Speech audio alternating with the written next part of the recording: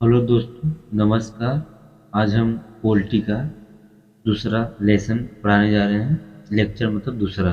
ठीक है, इसमें क्या है कि आपका चौथा चैप्टर, इसके पहले मैं 3 चैप्टर पढ़ा चुका हूँ। जो चौथा चैप्टर आपका है, आज है आपका संघ एवं इसके क्षेत्र। अब इसमें क्या है आपका संघ और क्षेत्र में भारतीय संविधान के भाग 1 में अनुच्छेद 1 से लेकर 4 तक का संघ एवं इसके राज्य क्षेत्र का वर्णन किया गया है। अनुच्छेद 1 भारत अर्थात इंडिया राज्यों का संघ, यूनियन ऑफ स्टेट मतलब होगा, न कि राज्यों के परिसंघ। फाउंडेशन ऑफ स्टेट होगा, अर्थात भारत संघ राज्यों के मध्य हुए किसी समझौते का परिणाम नहीं है। राज्य भारत संघ का अभिन्न हिस्सा है। इसे भारत से पृथक होने की स्वतंत्रता प्राप्त नहीं है। आर्टिकल 2 में क्या है? भारतीय संसद को किसी भी नए राज्य को संघ में सम्मिलित करने का या नए राज्यों को स्थापना करने का अधिकार है। आर्टिकल 1 के अनुसार भारतीय क्षेत्र को 3 श्रेणियों में बांटा जा सकता है।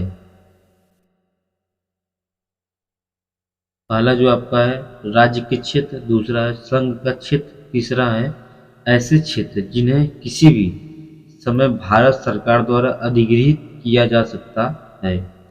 अनुसूची फर्स्ट में भारतीय संघ की घटक राज्यों एवं संघ शासित क्षेत्रों का उल्लेख किया गया है। स्वतंत्रता प्राप्ति के बाद ब्रिटिश प्रांतों एवं देशी रियासतों को एकीकृत करने वाले भारतीय राज्यों को 4 श्रेणियों में बांटा गया था। पहला आपका है ए श्रेणी के राज्य में 216 देशी रियासत, असम, बिहार, पश्चिम बंगाल, उड़ीसा, मुंबई, मध्य प्रदेश, मद्रास, पंजाब और संयुक्त प्रांत। बी श्रेणी के राज्य में 275 देशी रियासतें प्रशासनिक इकाई में है, जैसे मैसूर, राजस्थान, जम्मू कश्मीर, मध्य भारत, सौराष्ट्र, त्रावणकोर, कोचीन, हैदराबाद, पेप्सू।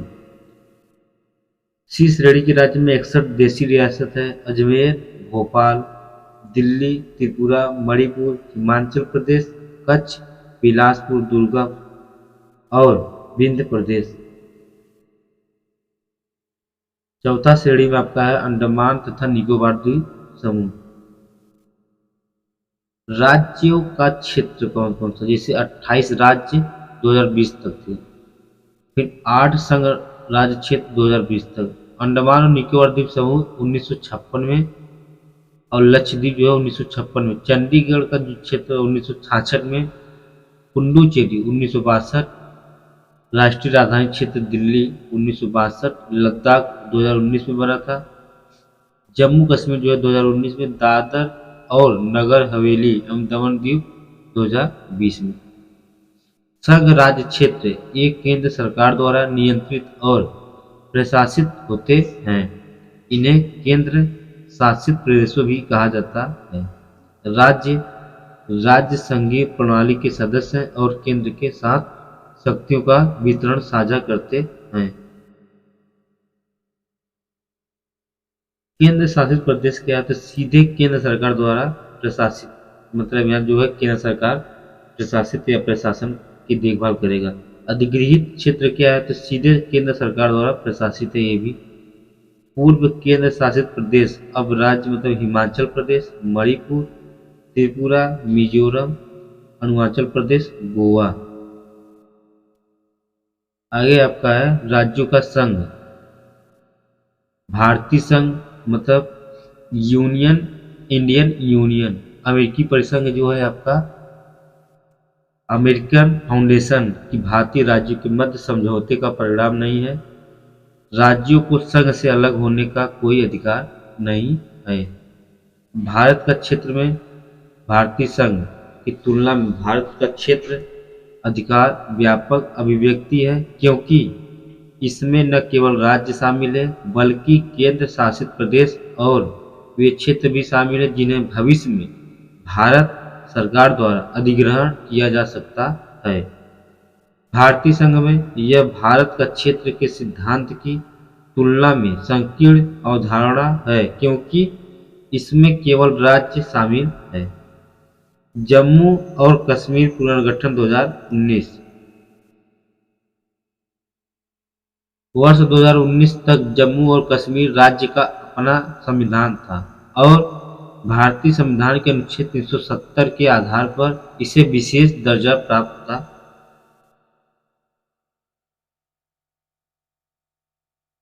2019 में राष्ट्रपति के आदेश द्वारा संविधान संशोधन आदेश जम्मू और कश्मीर में लागू हुआ, द्वारा इस राज्य के विशेष दर्जा को समाप्त कर दिया गया था। जम्मू और कश्मीर पुनर्गठन अधिनियम 2019। जम्मू और कश्मीर राज्य को 2 केंद्र शासित राज्यों में विभाजित कर दिया गया है। पहला है जो आपका केंद्र शासित राज्य जम्मू और कश्मीर विधानमंडल के साथ कारगिल और लेह जिलों को छोड़कर, इसमें पूर्ववर्ती जम्मू और कश्मीर राज्य के सभी जिले शामिल हैं। केंद्र शासित राज्य लद्दाख मतलब विधानमंडल के बिना, इसमें कारगिल और लेह जिले शामिल हैं।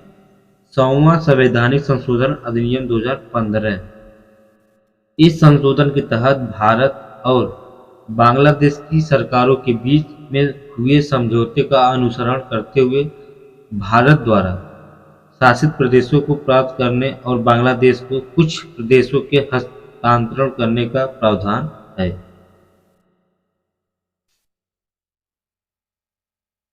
केंद्र शासित प्रदेशों का प्रशासन। इस संबंध में संविधान के भाग 8 में अनुच्छेद 239 से 241 में प्रावधान किए गए हैं। राष्ट्रपति द्वारा नियुक्त प्रशासक के माध्यम से प्रशासित किया गया है। प्रशासक राष्ट्रपति का एक अभिकर्ता एजेंडा होता है, न कि राज्य का प्रमुख। उपराज्यपाल दिल्ली, पुडुचेरी, अंडमान और निकोबार, जम्मू कश्मीर, लद्दाख में कहा गया है उपराज्यपाल रहेंगे यहाँ पर। और अगर अगला स्टेट जो है सब जैसे बिहार हुआ, यूपी हुआ, ये सब स्टेट में आपका राज्यपाल होंगे, कि इसमें जो है आपका उपराज्यपाल होंगे। प्रशासक चंडीगढ़, दादर और नगर हवेली, दमन और दीव तथा लक्षद्वीप में कहा जाता है। दिल्ली, पुडुचेरी तथा जम्मू और कश्मीर में विधानसभा तथा मुख्यमंत्री की अध्यक्षता में मंत्रिपरिषद का प्रावधान है। दिल्ली राज्य विधायिका समवर्ती सूची और राज्य सूची के अंतर्गत आने वाले विषयों या सार्वजनिक व्यवस्था, पुलिस और भूमि को छोड़कर कानून बना सकती है। जम्मू और कश्मीर समवर्ती सूची और राज्य सूची के अंतर्गत आने वाले विषयों, सार्वजनिक व्यवस्था और पुलिस को छोड़कर पर कानून बना सकती है। पुडुचेरी समवर्ती सूची और राज्य सूची के अंतर्गत आने वाले विषयों पर कानून बना सकती है। संविधान में अधिगृहीत क्षेत्रों के प्रशासन के लिए कोई अलग प्रावधान नहीं है। आगे है आपका कानून बनाने के लिए संसद की शक्ति क्या है। तो केंद्र शासित प्रदेशों के लिए संसद तीनों सूचियों या राज्य सूची सहित के किसी भी विषय पर कानून बना सकती है। राष्ट्रपति अंडमान और निकोबार द्वीप समूह, लक्षद्वीप, दादर और नगर हवेली एवं दमन दीव की शांति, प्रगति और अच्छी सरकार के लिए नियम बना सकते हैं। राष्ट्रपति द्वारा बनाए गए नियम संसद के अधिनियम के समान प्रभावी होते हैं। संसद केंद्र शासित प्रदेश के लिए एक उच्च न्यायालय स्थापित कर सकती है। 7वां संविधान संशोधन अधिनियम 1956। इसके तहत सामान्य हित के मामलों पर सलाह देने के लिए भारत में जोनल काउंसिल का प्रावधान किया गया है। दिल्ली के लिए विशेष प्रावधान अनुच्छेद 239। 69वां संविधान संशोधन अधिनियम 1991। दिल्ली को राष्ट्रीय राजधानी क्षेत्र एनसीआर के रूप में परिभाषित किया गया है। दिल्ली के लिए 70 सदस्यीय विधानसभा सीधे जनता द्वारा चुना जाना करने तथा 7 सदस्यीय मंत्रिपरिषद 10% की व्यवस्था की गई है। भारत के चुनाव आयोग द्वारा चुनाव कराए जाने का प्रावधान है। जब ऐसी स्थिति उत्पन्न होती है जिसमें क्षेत्र का प्रशासन उपयुक्त प्रावधानों के अनुसार नहीं चलाया जा सकता है तो राष्ट्रपति उपयुक्त प्रावधानों को निलंबित कर सकते हैं तथा क्षेत्र के प्रशासन के लिए आवश्यक या आकस्मिक प्रावधान बना सकते हैं। ये आर्टिकल 356 के तहत उपराज्यपाल को अध्यादेश प्रख्यापित करने की शक्ति प्रदान की गई है। अध्यादेश को विधानसभा द्वारा 6 सप्ताह के अंदर अनुमोदित करना अनिवार्य होता है। उपराज्यपाल और उनके मंत्रियों के बीच मतभेद के मामले में लेफ्टिनेंट गवर्नर मामले को राष्ट्रपति के संज्ञान में लाते हैं तथा उनके निर्णय के अनुसार कार्य करते हैं। अगला आपका केंद्र शासित प्रदेशों के लिए परामर्शी समितियां। एक क्या है तो भारत सरकार मतलब कार्रवाई आवंटन नियम 1961 गृह मंत्रालय केंद्र शासित प्रदेशों के कानून वित्त और बजट से संबंधित सभी मामलों के लिए नोडल मंत्रालय है। सभी 5 केंद्र शासित प्रदेश विधायिका के बिना अंडमान और निकोबार द्वीप समूह, चंडीगढ़, दादर और नगर हवेली एवं दमन और दीव, लक्षद्वीप और लद्दाख इन केंद्र शासित प्रदेशों में गृह मंत्रालय मतलब सलाहकार समिति, प्रशासनिक सलाहकार समिति का फोरम है।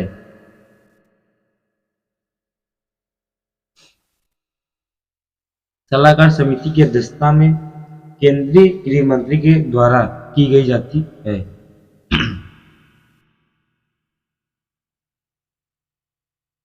अब इसमें एक साइड आपका है और प्रशासनिक सलाहकार समिति की अध्यक्षता में केंद्र शासित प्रदेश के संबंध में प्रशासक द्वारा की जाती है। एक साइड इसमें राज्य और एक साइड केंद्र शासित प्रदेश।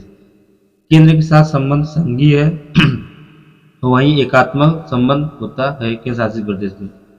शक्तियों का केंद्र के साथ साझा वितरण करते हैं।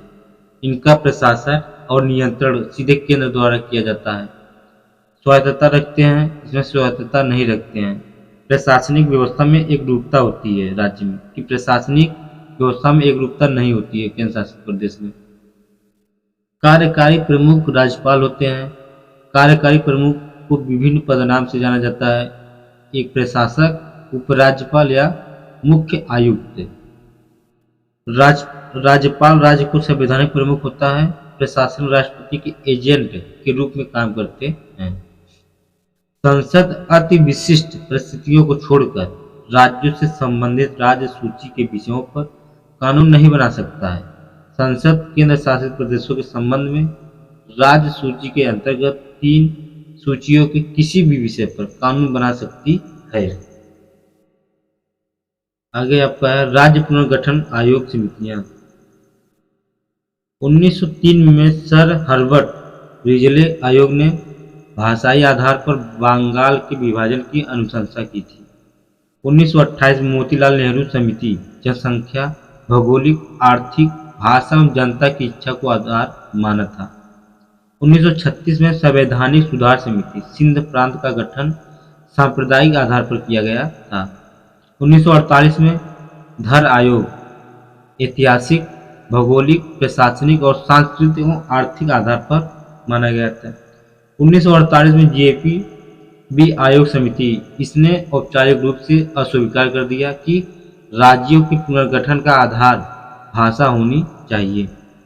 1953 में फजल अली आयोग, ये पूछता भी इंपॉर्टेंट क्वेश्चन है, राज्यों के पुनर्गठन में भाषा को मुख्य आधार बनाया जाना चाहिए, लेकिन इसने एक राज्य एक भाषा के सिद्धांत को अस्वीकार कर दिया था। अगला चैप्टर आपका है नागरिकता 5। अब इसमें जो है आपका अगला चैप्टर है नागरिकता में। भारत में 2 तरह के लोग रहते हैं, नागरिक और विदेशी। नागरिकों को सभी नागरिक और सामाजिक अधिकार प्राप्त होते हैं। अब विदेशी में मित्र विदेशी या शत्रु विदेशी को सभी नागरिक और सामाजिक अधिकार प्राप्त नहीं होते हैं। संविधान में प्रदत्त वे अधिकार जो केवल नागरिकों को प्राप्त है, विदेशियों को नहीं, ये निम्नवत है।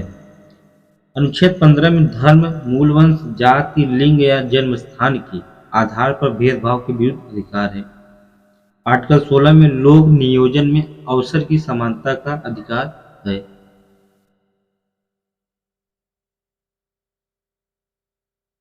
आर्टिकल 19 में विचार एवं अभिव्यक्ति की स्वतंत्रता, संघ बनाने, सम्मेलन करने, संचरण, निवास और व्यवसाय का चयन करने का अधिकार है। आर्टिकल 29 और 30 में सांस्कृतिक और शैक्षणिक अधिकार, लोकसभा और राज्यों की विधानसभाओं के चुनाव में मतदान का अधिकार है। संसद और राज्य विधायिका के सदस्य के रूप में चुने जाने का अधिकार है।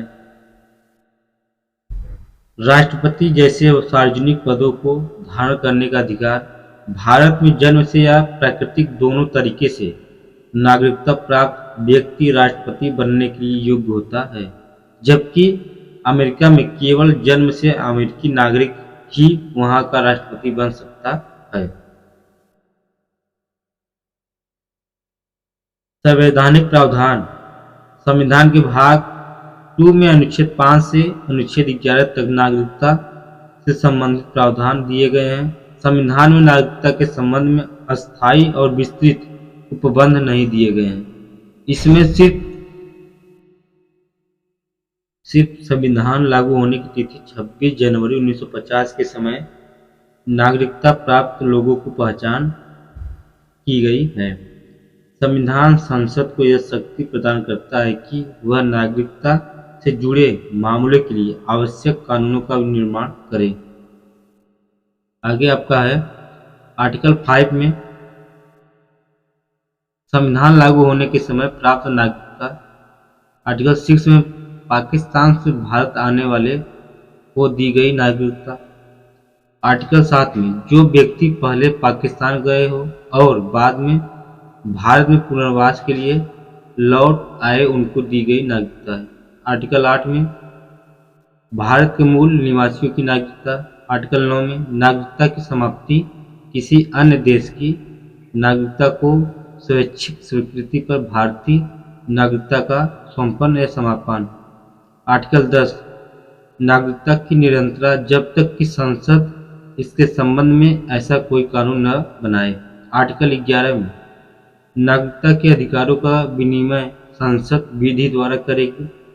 संसद के पास यह शक्ति होगी कि वह नागरिकता के अर्जन और समाप्ति तथा नागरिकता से जुड़े अन्य सभी मामलों के लिए कानून बना सकती है। नागरिकता अधिनियम 1955 में संविधान लागू के बाद नागरिकता के अर्जन और समाप्ति से जुड़े बंध दिए गए हैं। नागरिकता का अर्जन, जन्म से नागरिकता 26 जनवरी 1950 से 1 जुलाई 1967 के बीच जन्मा व्यक्ति अपने माता पिता की राष्ट्रीयता से भिन्न भारत का नागरिक होता है।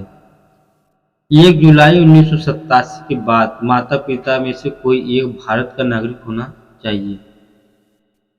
3 दिसंबर 2004 के बाद जन्मा व्यक्ति जिसके माता पिता दोनों भारत के नागरिक हो या माता पिता में से कोई एक भारत का नागरिक हो और दूसरा अवैध प्रवासी न हो, भारत में कार्यरत विदेशी राजनयिकों और शत्रु देश के नागरिकों के बच्चे भारत की नागरिकता अर्जित नहीं कर सकते हैं।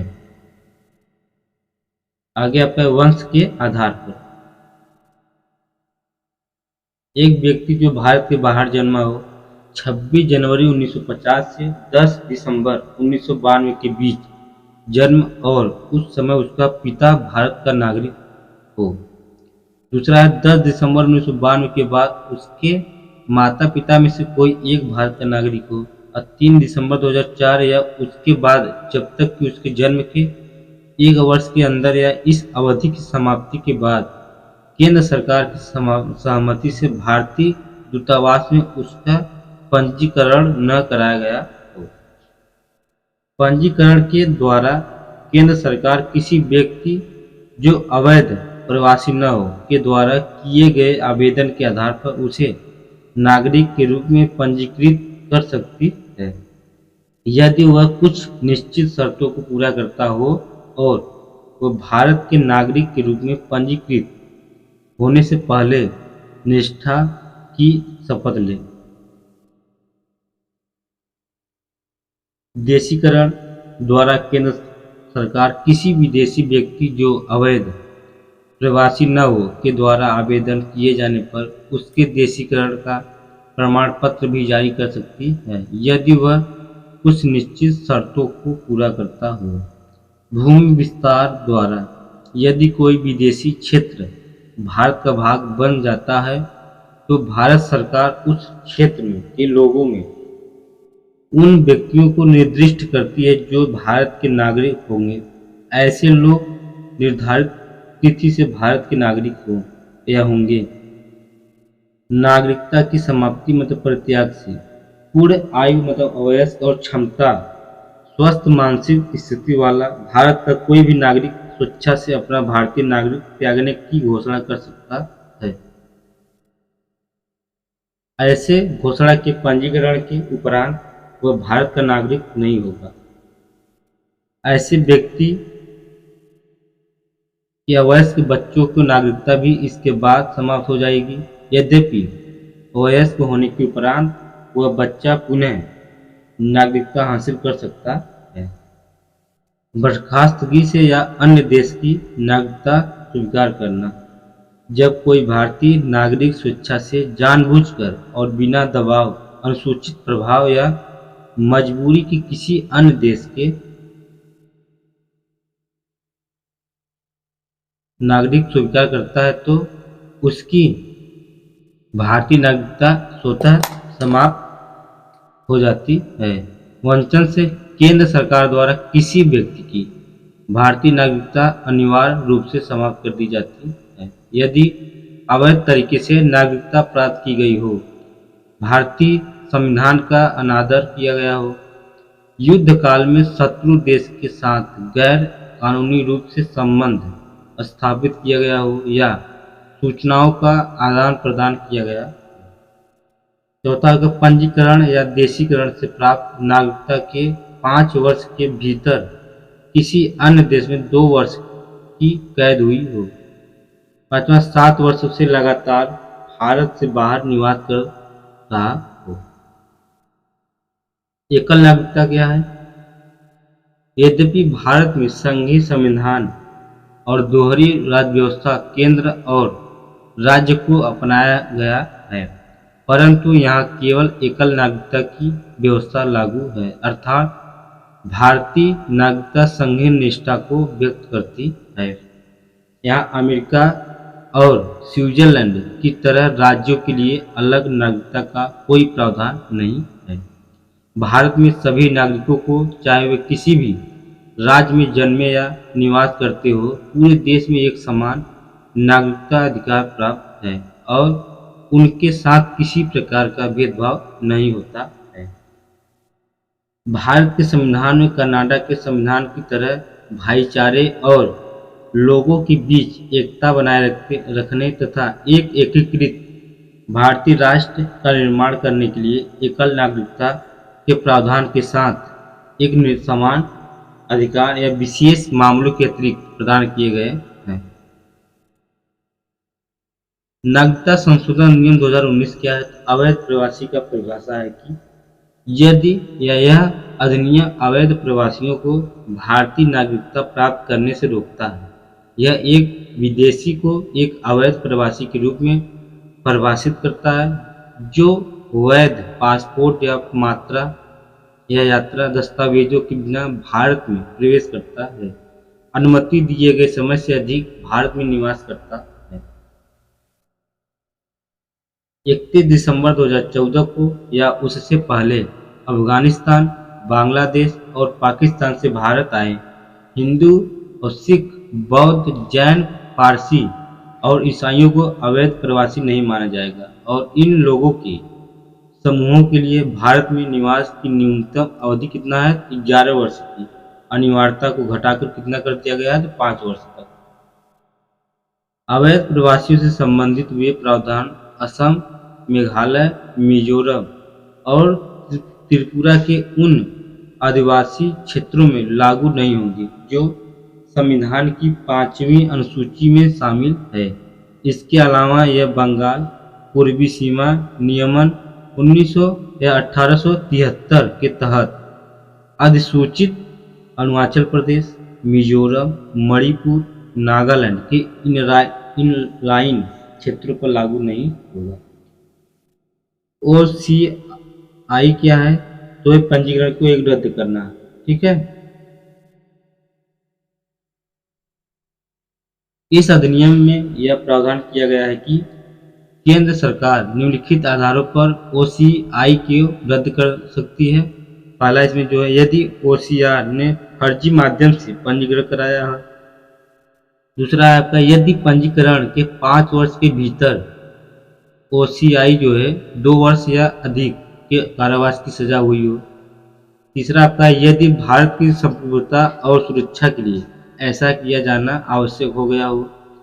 चौथा, यदि OCI ने इस अधिनियम या केंद्र सरकार द्वारा अधिसूचित किसी अन्य कानून के प्रावधानों का उल्लंघन किया हो। OCI पंजीकरण रद्द करने का आदेश OCI कार्ड धारक को सुनवाई का मौका दिए बिना पारित नहीं किया जाएगा। अगला चैप्टर आपका है मूल अधिकार, जो है 6वां लेसन है आपका। इसमें आपका है कि विशेष के लगभग सभी लोकतांत्रिक देशों के संविधान में नागरिकों को मूल अधिकारों का प्रावधान किया गया है। लोकतांत्रिक प्रणाली में मौलिक अधिकार वे अधिकार हैं जो किसी व्यक्ति के जीवन स्वतंत्रता और उसके संपूर्ण व्यक्तित्व के समुचित एवं बहुमुखी विकास के लिए आवश्यक है। इन अधिकारों को मौलिक इसलिए कहा जाता है क्योंकि इन अधिकारों को संविधान में प्रमुखता से स्थान दिया गया है। संवैधानिक संशोधन की प्रक्रिया के अतिरिक्त इनमें किसी भी प्रकार का संशोधन नहीं किया जा सकता है और न ही राज्य द्वारा इन अधिकारों को किसी भी रूप में पूर्णतः या असंत नियंत्रण किया जा सकता है। ये संविधान के मौलिक ढांचे के अंतर्गत आते हैं। सिद्धांत एक क्या है? तो मौलिक अधिकारों का अर्थ है कि परिसीमित प्रशासन अर्थात कार्यपालिका और विधानमंडल की तानाशाही की प्रवृत्ति पर प्रतिबंध लगाना। सर्वप्रथम भारत में मौलिक अधिकारों की मांग वर्ष 1895 में की गई थी। यह मांग 1791 में अमेरिकी संविधान के अधिकार पत्र से प्रेरित है। वर्ष 1915 में एनी बेसेंट द्वारा होम रूल आंदोलन के दौरान में मूल अधिकारों की मांग की गई थी। वर्ष 1925 में कॉमनवेल्थ ऑफ इंडिया बिल में भी इन अधिकारों की मांग की गई है।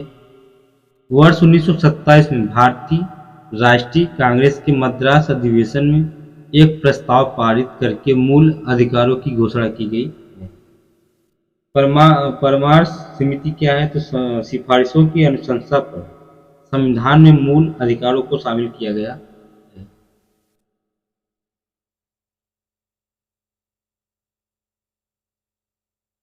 शामिल किया गया है।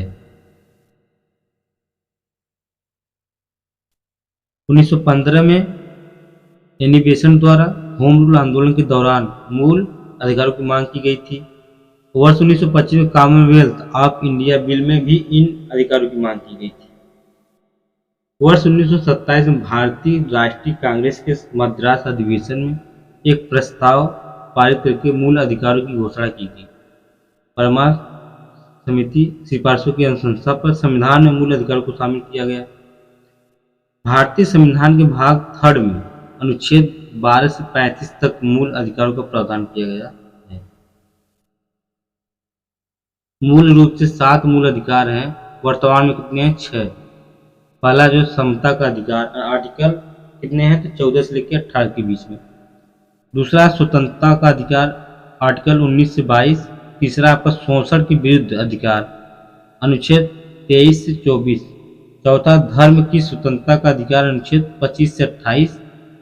पांचवा सांस्कृतिक और शिक्षा संबंधित अधिकार, आर्टिकल 29 से 30। छठवां संपत्ति का अधिकार, आर्टिकल 31 अब अनुच्छेद 300A से 44वां संशोधन अधिनियम 1978 कानूनी अधिकार है। सातवां संवैधानिक उपचारों का अधिकार, आर्टिकल 32 से 35। वर्ष 1931 में कांग्रेस के कराची अधिवेशन में मूल अधिकारों की मांग की गई थी। 27 फरवरी 1947 को संविधान सभा ने वल्लभ भाई पटेल की अध्यक्षता में मूल अधिकार परामर्श समिति का गठन किया गया था। इस समितियों में सदस्य थे के एम पर्रिकर, राजकुमारी Amrit Kaur, K M Munshi, J B Kripalani, Minoo Masani, K T Shah और अल्लादी कृष्णा स्वामी अय्यर।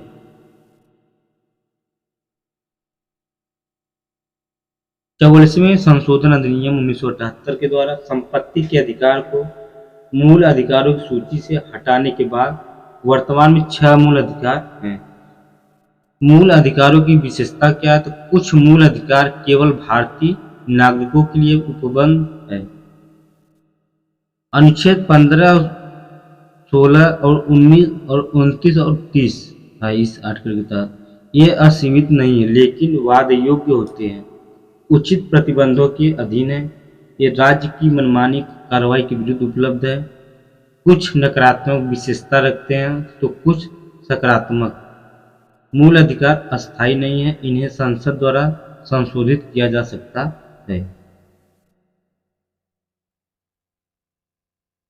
अनुच्छेद 358 के अनुसार अनुच्छेद 19 को केवल युद्ध या बाह्य आक्रमण के आधार पर लगाए गए आपातकाल के दौरान निलंबित किया जा सकता है। इसे सशस्त्र विद्रोह के कारण लगाया गया आपातकाल के आधार पर निलंबित नहीं किया जा सकता है।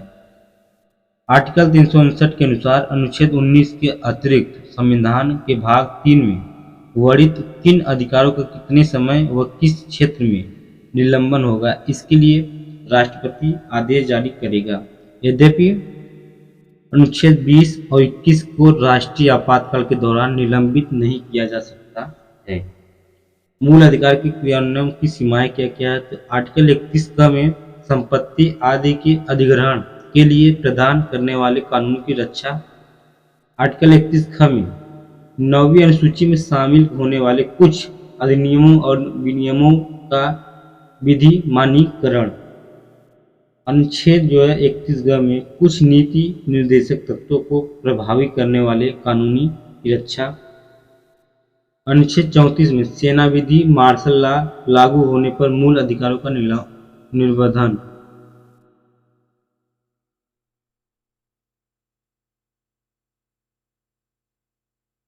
अधिकांश मूल अधिकार स्वयं प्रवृत्ति होते हैं, वही कुछ मूल अधिकारों को विधि या कानून के द्वारा प्रभावी बनाया जा सकता है। इस तरह के कानून भारत की एकता हेतु संसद द्वारा बनाए जाते हैं, न कि राज्यों के विधानमंडल द्वारा। ऐसा इसलिए किया जाता है कि ताकि पूरे देश में एकता बनी रहे। मूल अधिकार समता का अधिकार में 14 से 18 में 14 आर्टिकल में है विधि के समक्ष समता एवं विधियों का समान संरक्षण। आर्टिकल 15 में धर्म, मूल वंश, जाति, लिंग या जन्म स्थान के आधार पर विभेद का प्रतिषेध। आर्टिकल 15 में लोक नियोजन के विषय में अवसर की समानता। आर्टिकल 16 और 17 में अस्पृश्यता का अंत मतलब आर्टिकल 17। आर्टिकल 18 में उपाधियों का अंत है।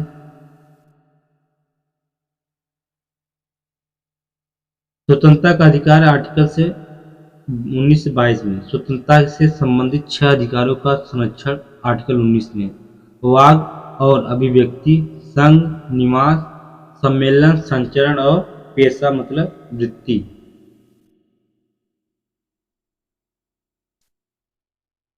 अपराधों के लिए दोष सिद्ध के संबंध में संरक्षण आर्टिकल 20 में है। प्राण एवं दैहिक स्वतंत्रता का संरक्षण आर्टिकल 21 में। प्राथमिक शिक्षा का अधिकार आर्टिकल 21 क में है। कुछ दशाओं में गिरफ्तारी और निरोध से संरक्षण आर्टिकल 22 में है। शोषण के विरुद्ध अधिकार अनुच्छेद 23 से 24 के बीच में। मानव दुर्व्यवहार और बलात्श्रम का प्रतिषेध आर्टिकल 23। कारखानों आदि में बालकों को के नियोजन का प्रतिषेध आर्टिकल 24 में। धर्म की स्वतंत्रता का अधिकार आर्टिकल 25 से 28। अंतःकरण की और धर्म के अबाध रूप से मानने, आचरण और प्रचार करने की स्वतंत्रता आर्टिकल 25 में। धार्मिक मामलों के प्रबंधन की स्वतंत्रता आर्टिकल 26। विशिष्ट धर्म की अभिवृद्धि के लिए करों के अनुसंधान के बारे में स्वतंत्रता आर्टिकल 27। किसी शिक्षण संस्थानों में धार्मिक शिक्षा या धार्मिक उपासना में उपस्थित होने के बारे में स्वतंत्रता आर्टिकल 28।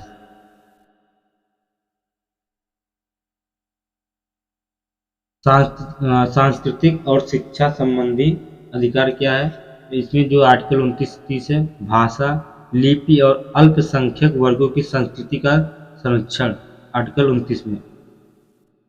शैक्षणिक संस्थान की स्थापना और प्रशासन के लिए अल्पसंख्यक वर्ग का अधिकार आर्टिकल 29 है। संवैधानिक उपचारों का अधिकार आर्टिकल 32 में है। मूल अधिकारों के प्रवर्तन कराने के लिए सर्वोच्च न्यायालय जाने का अधिकार संविधान के मूल ढांचे के सिद्धांत आर्टिकल 32 में है।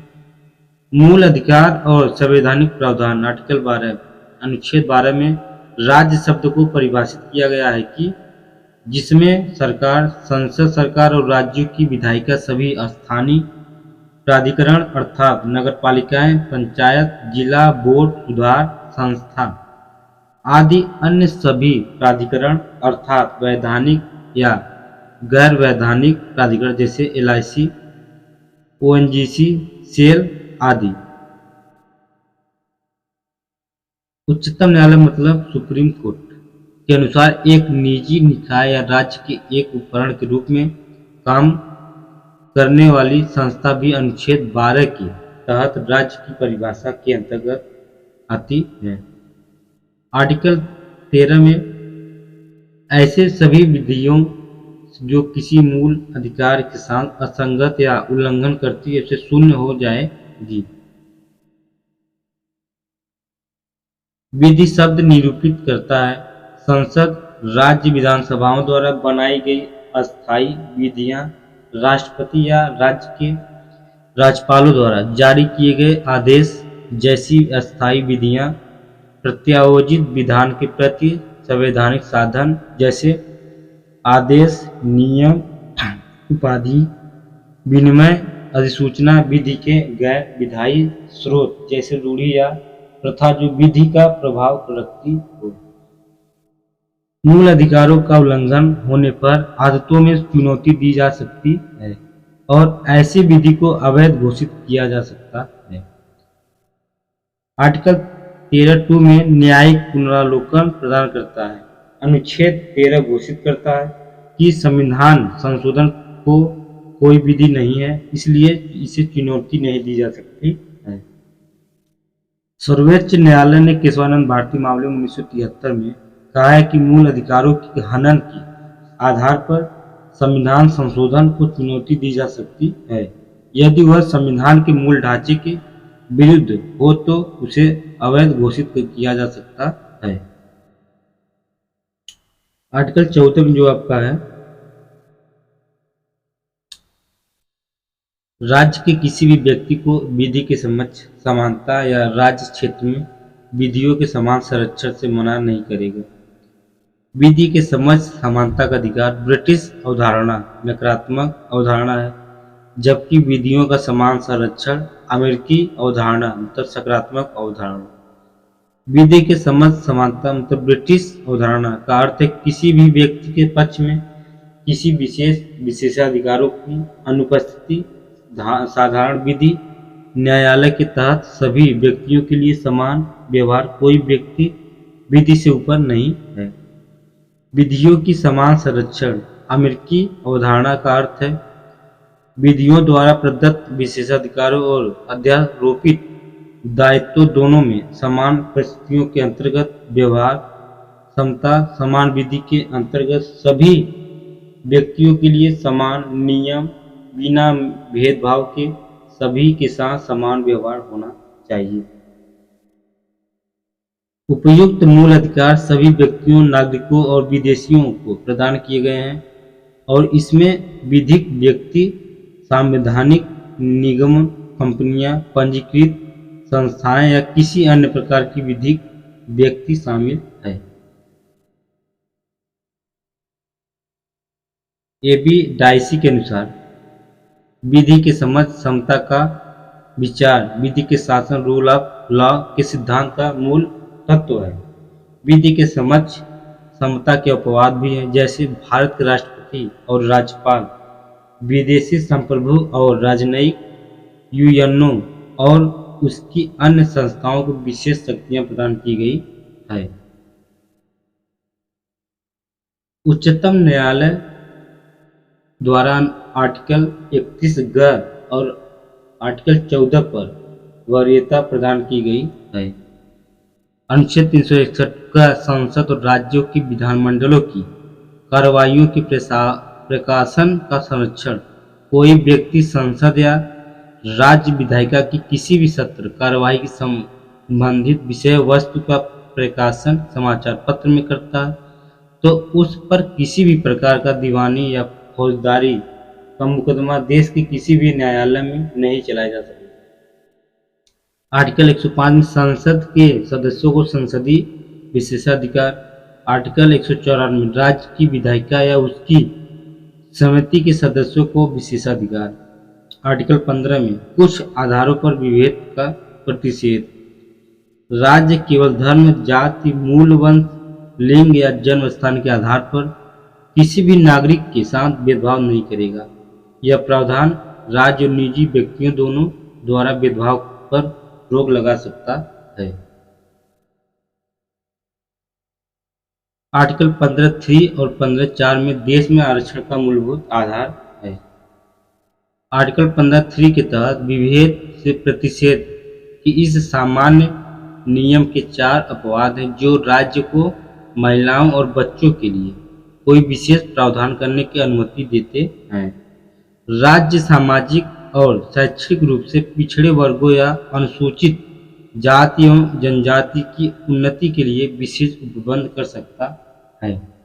आर्टिकल 14 15(4) के तहत राज्य सामाजिक और शैक्षिक रूप से पिछड़े वर्गों या अनुसूचित जाति या जनजाति की उन्नति के लिए शैक्षणिक संस्थानों में अल्पसंख्यक शैक्षणिक संस्थानों को छोड़कर प्रवेश के लिए कोई विशेष नियम बना सकता है। नागरिकों के किसी भी आर्थिक रूप से कमजोर वर्ग की उन्नति के लिए भी आर्टिकल 15(6) में अपवाद है कि 93वें संशोधन अधिनियम में अधिनियम केंद्रीय शैक्षणिक संस्थान प्रवेश में आरक्षण अधिनियम 2006 IIT और सभी केंद्रीय उच्च शैक्षणिक संस्थानों में अन्य पिछड़ा वर्ग के लिए आरक्षण का प्रावधान है।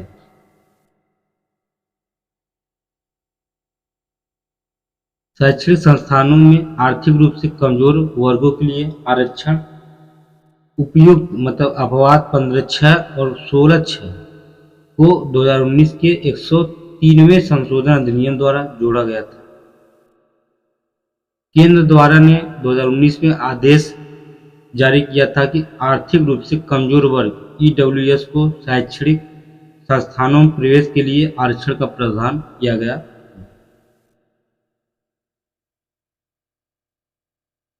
आर्टिकल 16 में राज्य के तहत किसी भी कार्यालय में रोजगार या नियुक्ति के मामलों में सभी नागरिकों के लिए अवसर की समानता केवल धर्म, जाति, संप्रदाय, लिंग, वंश, जन्म स्थान या निवास स्थान के आधार पर किसी भी रोजगार या कार्यालय के किसी भी नागरिक के साथ भेदभाव नहीं किया जा सकता है। लोक नियोजन में समानता से संबंध विचार अपवाद। संसद, राज्य या केंद्रशासित प्रदेश स्थानीय प्राधिकरण या अन्य प्राधिकरण में नियुक्ति के लिए निवास की शर्त का उल्लेख कर सकती है। अभी केवल आंध्र प्रदेश और तेलंगाना में है। राज्य किसी भी पिछड़े वर्ग के पक्ष में नियुक्तियों या पदों के आरक्षण का प्रावधान कर सकता है जिसका राज्य सेवाओं में पर्याप्त रूप से प्रतिनिधित्व नहीं है।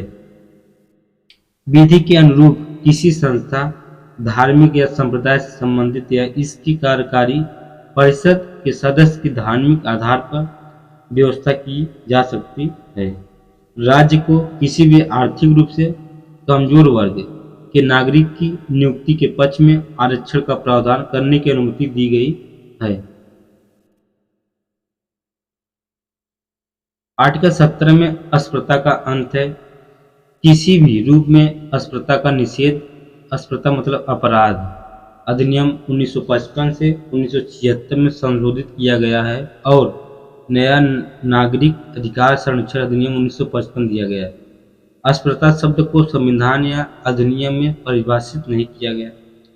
मैसूर उच्च न्यायालय ने आर्टिकल 17 में मतलब हाई कोर्ट के मामले में कहा गया है कि इसे शाब्दिक या व्याकरणिक अर्थ में नहीं समझना चाहिए, क्योंकि वह यह ऐतिहासिक रूप से विकसित हुआ है। इसके आधार पर कुछ वर्गों पर सामाजिक नियोग्यता थोप दी गई है, जबकि कुछ व्यक्तियों के सामाजिक बहिष्कार या धार्मिक सेवाओं के आदि से इनका बहिष्कार नहीं किया गया है।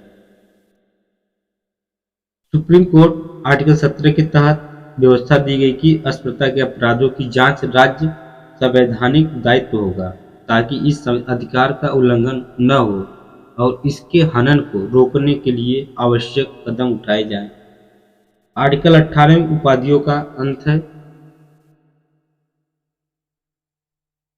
यह राज्य के किसी भी व्यक्ति को, चाहे वह भारतीय नागरिक हो या विदेशी हो, किसी भी उपाधि या सैन्य या शैक्षणिक सम्मान को छोड़कर प्रदान करने का निषेध करता है।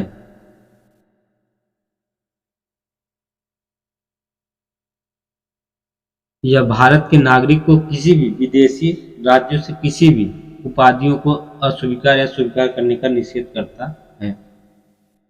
आर्टिकल 1996 में सर्वोच्च न्यायालय या सुप्रीम कोर्ट ने राष्ट्रीय पुरस्कार भारत रत्न, पद्म विभूषण, पद्म भूषण और पद्म श्री की संवैधानिक वैधता को उचित ठहराया था।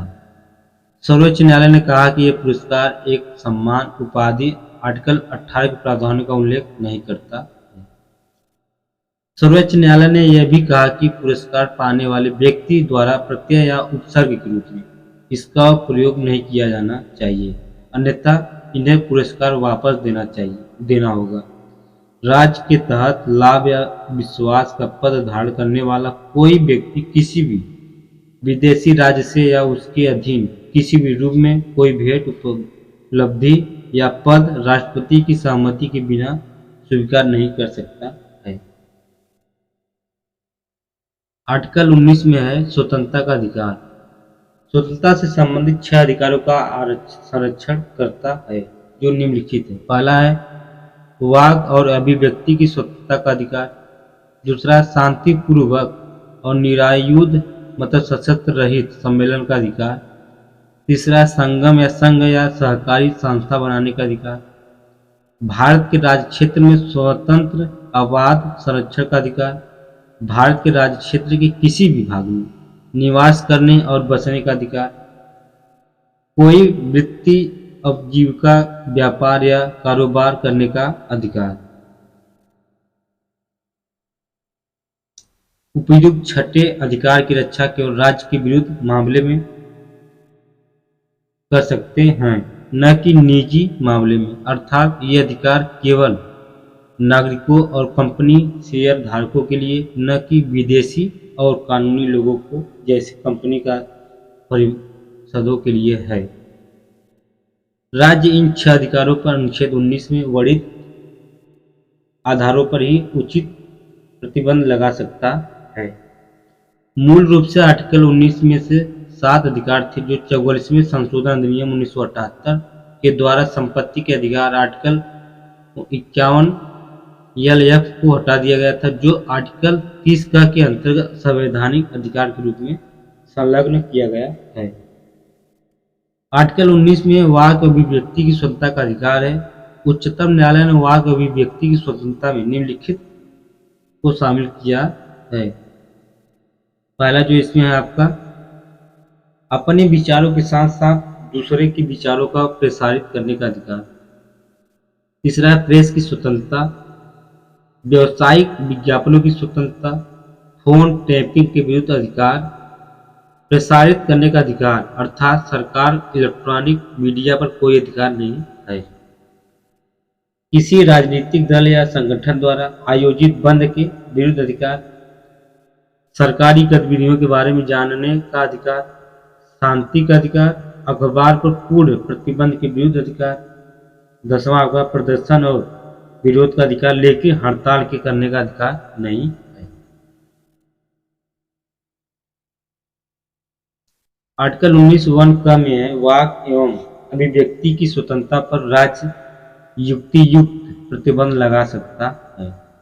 प्रतिबंध लगाने का आधार इस प्रकार है जैसे भारत की संप्रभुता और अखंडता, राज्य की सुरक्षा, विदेशी राज्यों के साथ मैत्रीपूर्ण संबंध, सार्वजनिक आदेश, शिष्टता, नैतिकता, न्यायालय की अवहेलना, मानहानि, अपराध में संलिप्तता है। आर्टिकल 19(1) ख में शांतिपूर्वक सभा एवं सम्मेलन करने की स्वतंत्रता, सभी नागरिकों को बिना हथियारों के शांतिपूर्वक संगठित होने, सार्वजनिक सभा प्रदर्शन करने और जुलूस निकालने का अधिकार प्रदान किया गया है। इस स्वतंत्रता का उपयोग केवल सार्वजनिक भूमि पर बिना हथियार के किया जा सकता है। यह व्यवस्था हिंसा, अव्यवस्था, गलत संगठन एवं सार्वजनिक शांति भंग करने के लिए नहीं है। इस अधिकार में हड़ताल का अधिकार शामिल है। भारत की संपूर्णता और अखंडता, सार्वजनिक आदेश धारा 144 में आपराधिक प्रक्रिया संहिता मतलब 1973 मजिस्ट्रेट एक सभा, बैठक या जुलूस को रोक सकता है। मानव जीवन के लिए खतरा, स्वास्थ्य या सुरक्षा, सार्वजनिक जीवन में व्यवधान या दंगा भड़काने के आधार पर है। भारतीय दंड संहिता मतलब आईपीसी धारा 141 के तहत 5 या अधिक व्यक्तियों का संगठन और कानूनी हो सकता है यदि किसी भी कानून या कानूनी प्रक्रिया के निषाद का विरोध करना या किसी व्यक्ति की संपत्ति पर बलपूर्वक अधिकार करना, किसी आपराधिक कार्य की चर्चा हो, किसी व्यक्ति और गैर कानूनी कार्य करने के लिए विवश करना हो, सरकार या उसके कर्मचारियों और उनकी विधायी शक्तियों के प्रयोग हेतु धमकाना। आर्टिकल 19(1) में ग में संगम या संघ बनाने का अधिकार। आर्टिकल 19(1) ग के सभी नागरिकों को संगम, संघ या सहकारी समितियों को संगठित या गठित करने का अधिकार है, जैसे राजनीतिक दल, कंपनी, साझेदारी फर्म, समितियां, क्लब, संगठन, ट्रेड यूनियन या लोगों की अन्य इकाई बनाने का अधिकार है। यह न केवल संगम या संघ बनाने का अधिकार प्रदान करता है, बल्कि इन्हें नियमित रूप से संचालित करने का अधिकार प्रदान करता है। उचित प्रतिबंध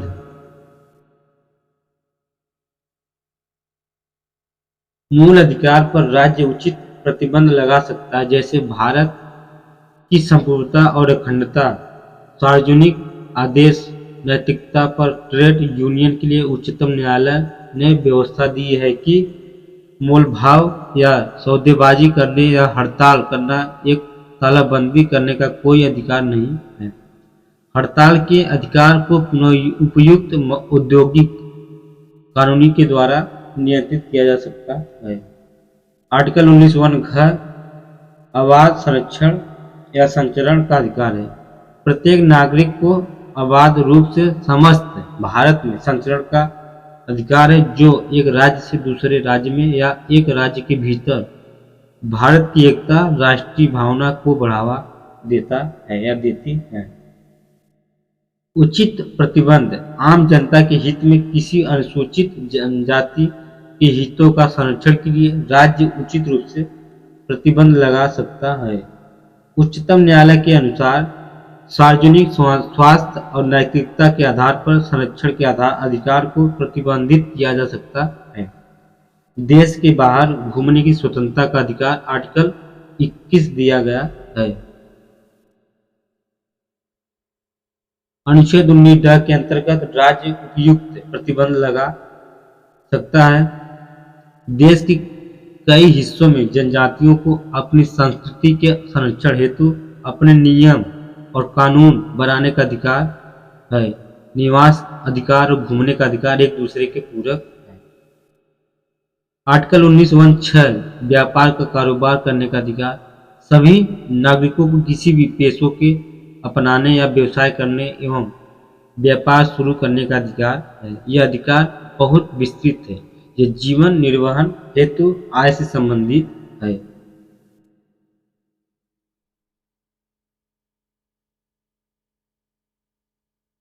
राज्य सशक्त क्या है?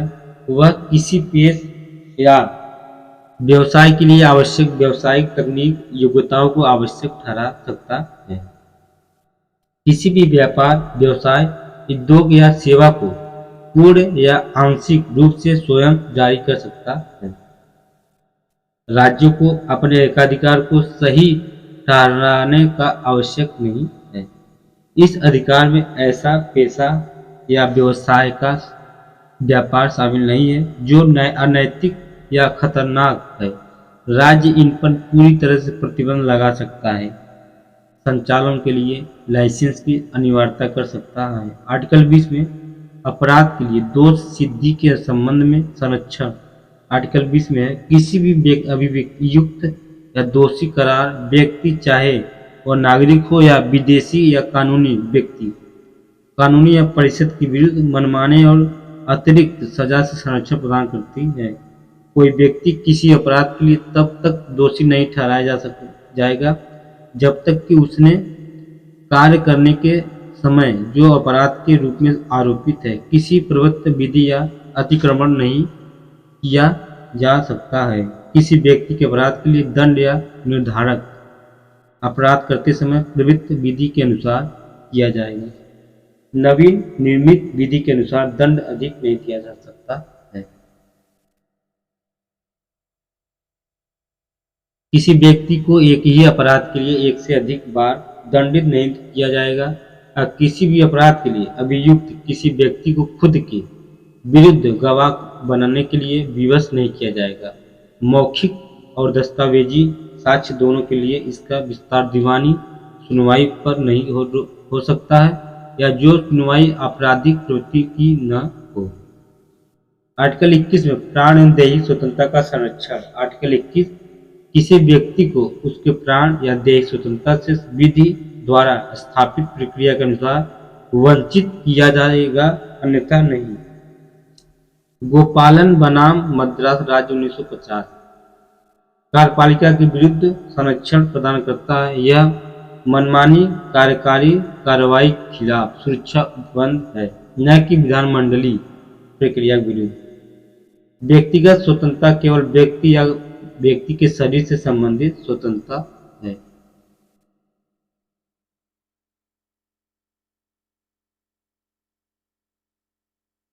मेनका गांधी केस कब हुआ था? तो 1978 में। आर्टिकल 21 के व्यापक व्याख्या व्यक्ति के जीवन और व्यक्तिगत स्वतंत्रता के अधिकार को विधि द्वारा वंचित नहीं किया जा सकता है, बशर्ते उस विधि द्वारा निर्धारित प्रक्रिया उचित, निष्पक्ष और न्यायपूर्ण हो। जीवन का अधिकार मानवीय गरिमा के साथ जीवन जीने का अधिकार है। व्यक्तिगत स्वतंत्रता व्यापक आयाम और इसमें कई प्रकार के अधिकार शामिल हैं जो किसी व्यक्ति की व्यक्तिगत स्वतंत्रता का गठन करते हैं।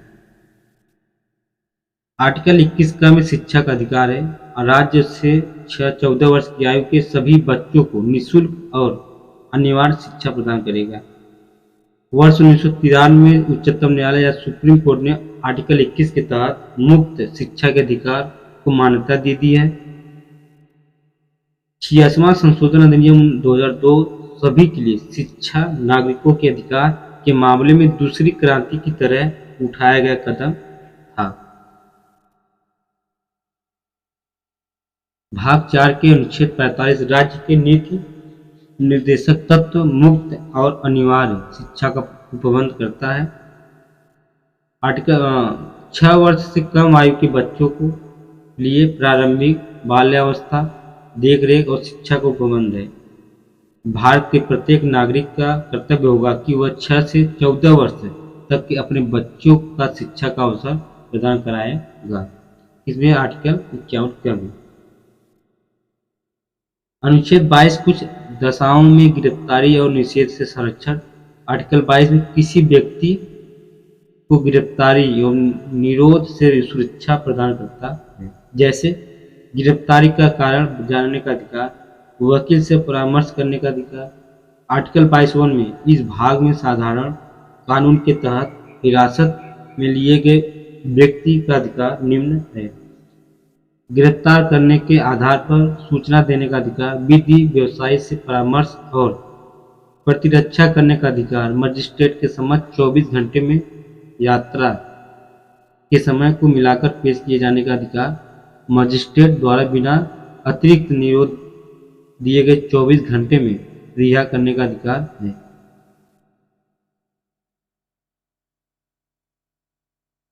यह सुरक्षा विदेशी व्यक्ति या निवारक हिरासत कानून के अंतर्गत गिरफ्तार व्यक्ति के लिए उपबंध नहीं है। आर्टिकल 22(2) में अनुच्छेद 22 के तहत दूसरे दंड विषयक कानून के तहत हिरासत या हिरासत में लिए गए व्यक्ति के अधिकार का वर्णन किया गया है। यह सुरक्षा नागरिकों के साथ साथ विदेशी नागरिकों के लिए भी उपबंध है, जब तक सलाहकार बोर्ड विस्तृत या उचित कारण न बताए तब तक किसी व्यक्ति की हिरासत 3 महीने से अधिक नहीं बढ़ाई जा सकती है। बोर्ड में उच्च न्यायालय के न्यायाधीश होंगे। आर्टिकल 22 संसद को भी यह निर्धारित करने के लिए अधिकृत करता है कि किन परिस्थितियों के अधीन और किस वर्ग या वर्गों में मामले में किसी व्यक्ति को एक निवारक निरोध कानून के तहत 3 महीने से अधिक समय तक हिरासत में नहीं रखा जा सकता है। बिना सलाहकार समिति के राय प्राप्त किए गए किसी वर्ग या वर्गों के मामले में कितनी अवधि के लिए किसी व्यक्ति को निवारक निरोध का उपबंध कराने या करने वाली किसी विधि के अधीन विरुद्ध किया जा सकेगा, जांच में एक सलाहकार बोर्ड द्वारा पालन की जानी चाहिए। निवारक निरोध कानून के तहत या अंतर्गत किसी व्यक्ति को अधिकतम कितने समय के लिए निरोध में रखा जा सकता है। नोट में 44वें संशोधन में निरोध की अवधि को 3 माह से घटाकर 2 माह की व्यवस्था की गई है, लेकिन इस अब तक का प्रभावी नहीं बनाया गया है। रक्षा, विदेशी मामले और भारत की सुरक्षा से जुड़े मामले के लिए निवारक कानून के निर्माण के लिए संसद के पास अनन्य अधिकार है। आर्टिकल 23, 24, 64 के विरुद्ध अधिकार। अनुच्छेद 23 मानव व्यापार एवं बलात्श्रम का निषेध है। यह अधिकार नागरिकों और गैर कानूनों दोनों को प्राप्त है। यह अधिकार किसी व्यक्ति को राज्य और किसी अन्य व्यक्ति दोनों से सुरक्षा प्रदान करता है। आर्टिकल 23 में राज्य को यह अधिकार देता है कि राज्य सार्वजनिक उद्देश्यों के लिए अनिवार्य सेवा जैसे सैन्य सेवा या सामाजिक सेवा आरोपित कर सकता है, जिसके लिए वह वेतन देने के लिए बाध्य नहीं है। आर्टिकल 23 में आयु का निर्धारण नहीं किया गया है।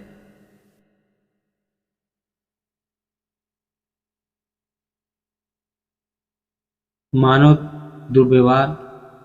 दुर्व्यापार से अभिप्राय है कि पुरुषों, महिलाओं और बच्चों की वस्तुओं के समान खरीद एवं बिक्री, वेश्यावृत्ति सहित महिलाओं एवं बच्चों के साथ साथ अनैतिक देह व्यापार, देवदासी प्रथा या दास प्रथा है। आर्टिकल 24 कारखानों आदि में बालकों के नियोजन का निषेध। आर्टिकल 24 फैक्ट्री, कारखानों या अन्य खतरनाक कार्यों जैसे निर्माण कार्य या रेलवे के कार्यों में 14 वर्ष से कम आयु के बच्चे के नियोजन का निषेध है। यह नुकसान न पहुंचाने वाले आसान कार्यों में नियोजन को प्रतिबंधित नहीं करता है। बाल अधिकार संरक्षण अधिनियम 2005 बालकों के अधिकारों के संरक्षण के लिए राष्ट्रीय और राज्य स्तर पर बाल अधिकारों संरक्षण आयोग और बाल अधिकारों के उल्लंघन या बालकों के साथ होने वाले अपराधों के तीव्र विचारण के लिए बाल न्यायालय की स्थापना का प्रावधान करता है। अनुच्छेद 25 से 28 धार्मिक स्वतंत्रता का अधिकार। आर्टिकल 25 में सभी व्यक्तियों को अंतःकरण की स्वतंत्रता का और धर्म को अबाध रूप से मानने या आचरण करने और प्रचार करने का समान अधिकार प्रदान करता है। आर्टिकल 25 में है जो धार्मिक विश्वास, धार्मिक पूजा परंपरा के आचरण का अधिकार प्रदान करता है। इसके कुछ अपवाद भी हैं, जैसे लोक व्यवस्था, नैतिकता व्यवस्था, मूल अधिकारों से जुड़े अन्य प्रावधान के उल्लंघन, धर्मांतरण आदि के मामले में लागू नहीं होता है। अनुच्छेद 26 में धार्मिक कार्यों के प्रबंधन की स्वतंत्रता। आर्टिकल 26 में प्रत्येक धार्मिक समुदाय या उसके किसी अनुभाग को निम्नलिखित अधिकार प्राप्त होंगे: धार्मिक और मूर्त प्रयोजनों के लिए संस्थाओं की स्थापना और शोषण का अधिकार, चल एवं अचल संपत्ति को अर्जित करने, उसका स्वामित्व रखने अधिकार, ऐसी संपत्ति को विधि के अनुसार प्रशासित करने का अधिकार, स्वयं को धर्म विषयक कार्यों के प्रबंधन का अधिकार है। आर्टिकल 25 से लेके 26 के अंतर में देख लीजिए। इसे आर्टिकल 25(1) में क्या, अंतःकरण की स्वतंत्रता और धर्म के अबाध अनुकरण एवं प्रसार अधिकार, धार्मिक मामलों के प्रबंधन की स्वतंत्रता। 26 में धार्मिक कार्यों के प्रबंधन की स्वतंत्रता में 26(1) में क्या, धार्मिक संप्रदायों एवं उसके अनुभागों को अधिकार प्रदान करता है। आगे आपका है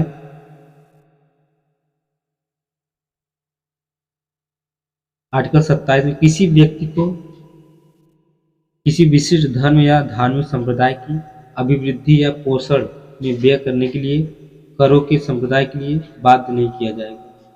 इसके माध्यम से राज्य को किसी धर्म के मुकाबले दूसरे धर्म को पक्ष लेने से रोकने का प्रावधान किया गया। करों के रूप में एकत्रित धन का उपयोग सभी धर्मों के रख रखाव और उन्नति के लिए किया जा सकता है।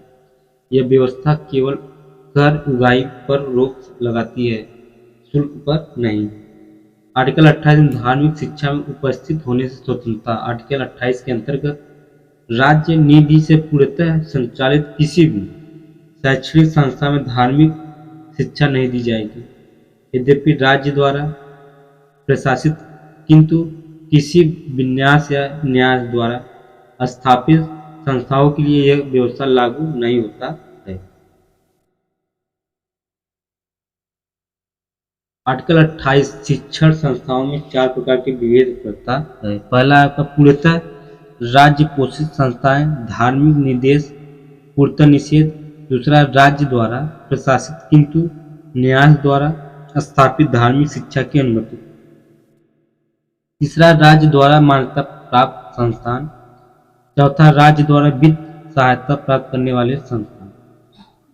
अनुच्छेद 29 मतलब धार्मिक एवं भाषाई अल्पसंख्यकों को सुरक्षा प्रदान करना है। आर्टिकल 29 में क्या है, भारत के किसी भी भाग में रहने वाले नागरिकों के किसी भी अनुभाग को जिसकी अपनी बोली, भाषा, लिपि, संस्कृति की सुरक्षित करने का अधिकार है। किसी भी नागरिक को राज्य के अंतर्गत आने वाले शैक्षणिक संस्थान या राज्य से सहायता प्राप्त संस्थान में धर्म, जाति या भाषा के आधार पर प्रवेश से रोका नहीं जाएगा। किसी भी समुदाय के धार्मिक अधिकारों की सुरक्षा करने वाले प्रावधान भी है।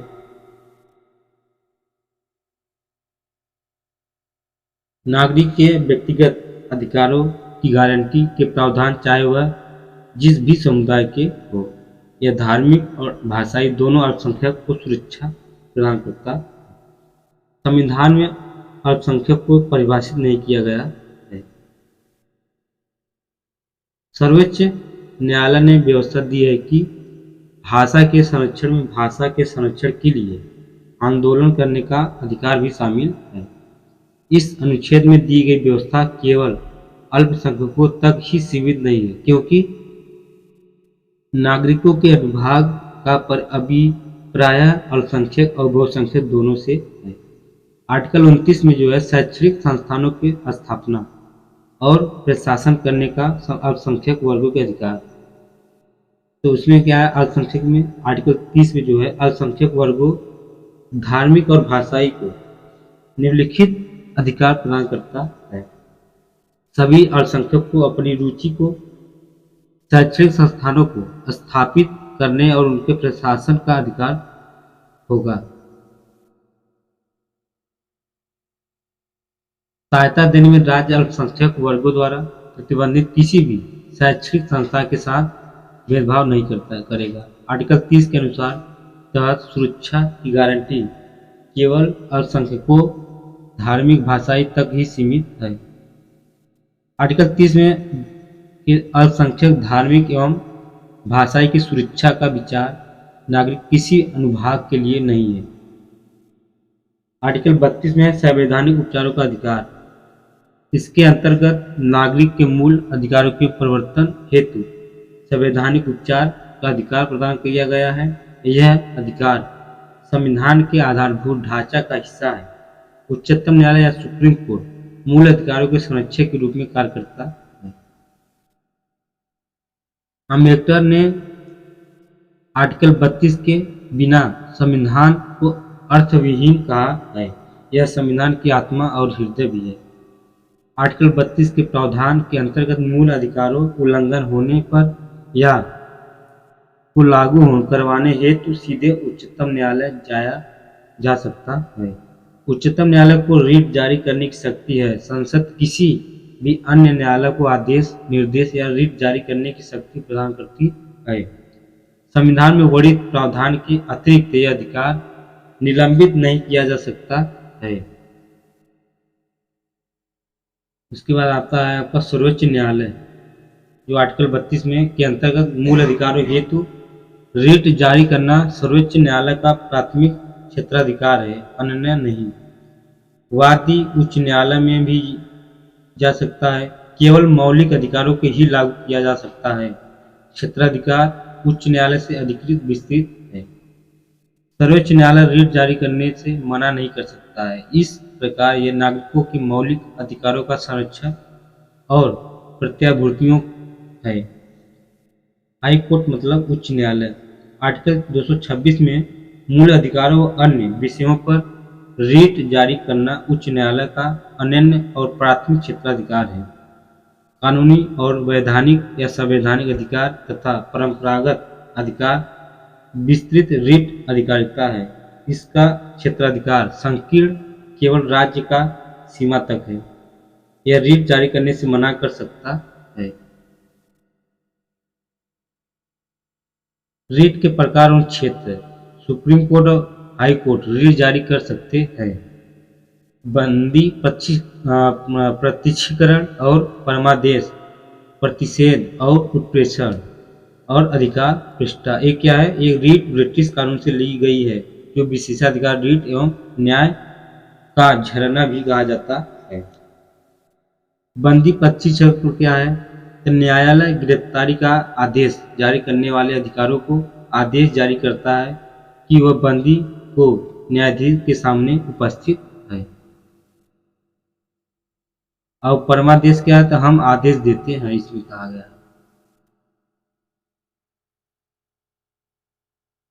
यह रिट गतिविधि के निर्देश करती है।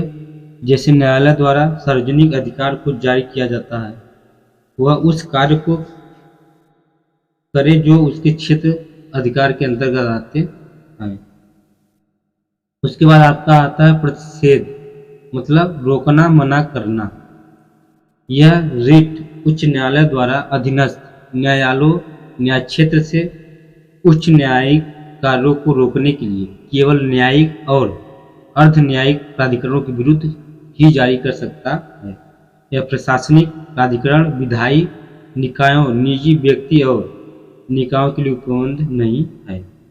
उत्प्रेषण क्या है? प्रमाणित होना या सूचना देना। उच्च न्यायालय द्वारा अधीनस्थ न्यायालयों या अधिकारियों को या निलंबित मामलों को स्थानांतरण को सीधे या पत्र जारी कर सूचित किया जाता है। यह निवारक और सहायक दोनों तरह का है। यह केवल न्यायिक और अर्ध न्यायिक प्राधिकरणों के विरुद्ध की जा सकती है। इसके बाद आपका आता है अधिकार परीक्षा, मतलब किसी या किस अधिकार से न्याय द्वारा किसी व्यक्ति द्वारा सार्वजनिक कार्यालय में दायर अपने दावों की जांच के लिए जारी किया जाता है। व्यक्ति या लोक कार्यालय के अवैध अनाधिकार ग्रहण करने को रोकता है। आर्टिकल 33 में जो है संसद को सशस्त्र बलों, अर्धसैन्य बलों, पुलिस बलों, खुफिया एजेंसी, अन्य बलों के मूल अधिकार पर युक्तियुक्त प्रतिबंध लगाने का अधिकार देता है।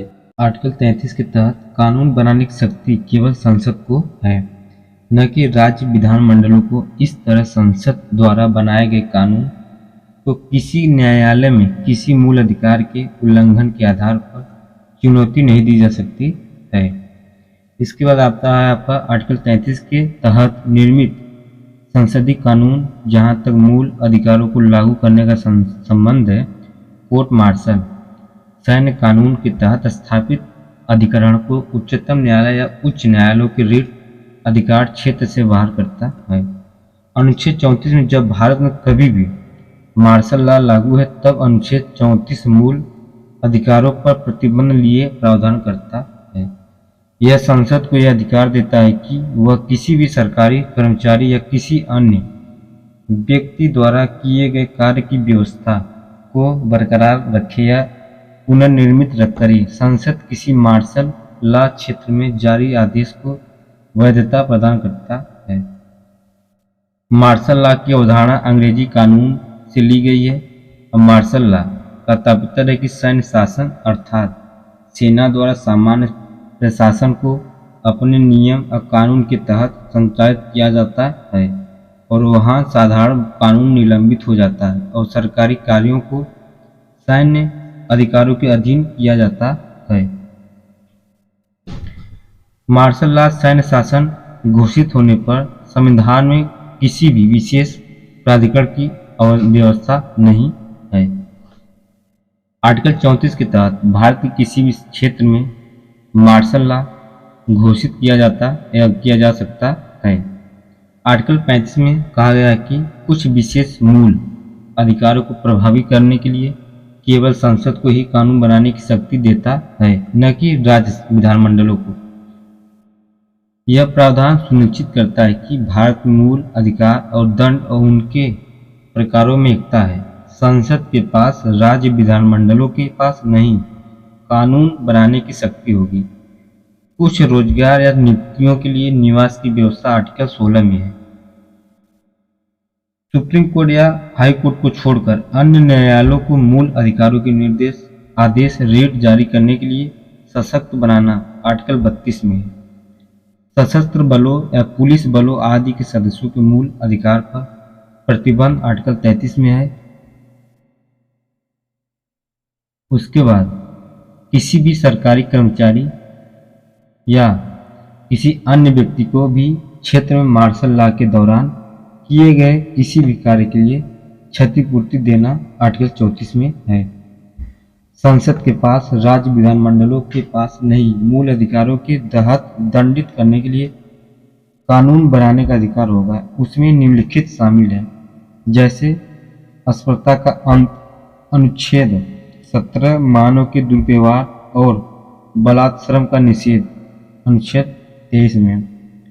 अनुच्छेद 35 उपयुक्त मामले पर कानून बनाने के लिए संसद की शक्ति सुनिश्चित करता है। यद्यपि इसमें से कुछ अधिकार राज्य विधानमंडल राज्य सूची के दायरे में भी होते हैं। मार्शल लॉ सैन्य कानून बनाम राष्ट्रीय आपातकाल।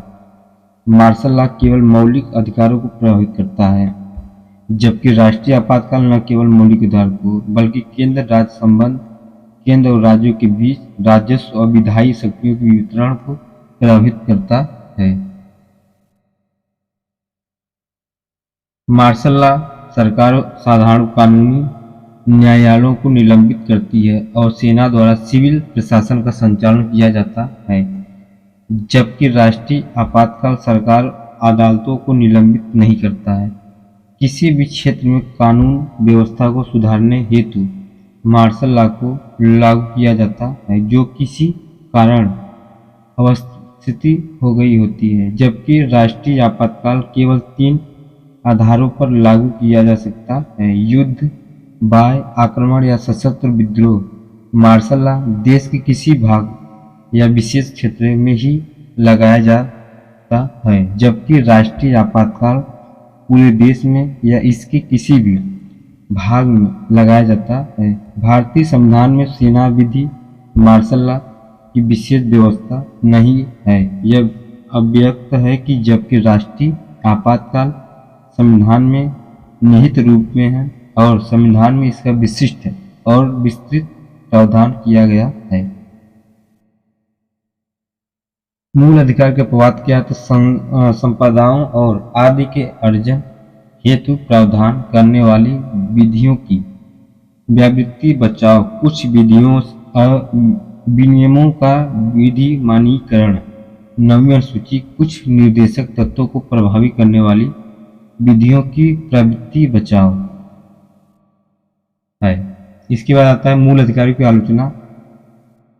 इसमें प्रत्येक व्यापक मतलब सीमाएं, कोई सामाजिक और आर्थिक अधिकार नहीं, स्पष्टता का अभाव, स्थायित्व का अभाव, आपातकाल के दौरान स्थगन, महंगा उपचार, निवारक, निरोध, प्रतिमान, प्रदर्शन नहीं है।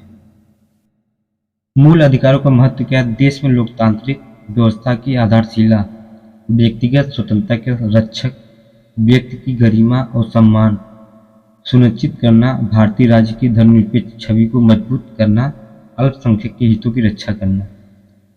भाग 3 के अतिरिक्त अधिकार क्या है तो विधि के प्राधिकरण के बिना करों का अधिरोपण न किया जाना। अनुच्छेद 265 भाग 7-12 में विधि के प्राधिकार के बिना व्यक्तियों को संपत्ति से वंचित नहीं किया जाना चाहिए।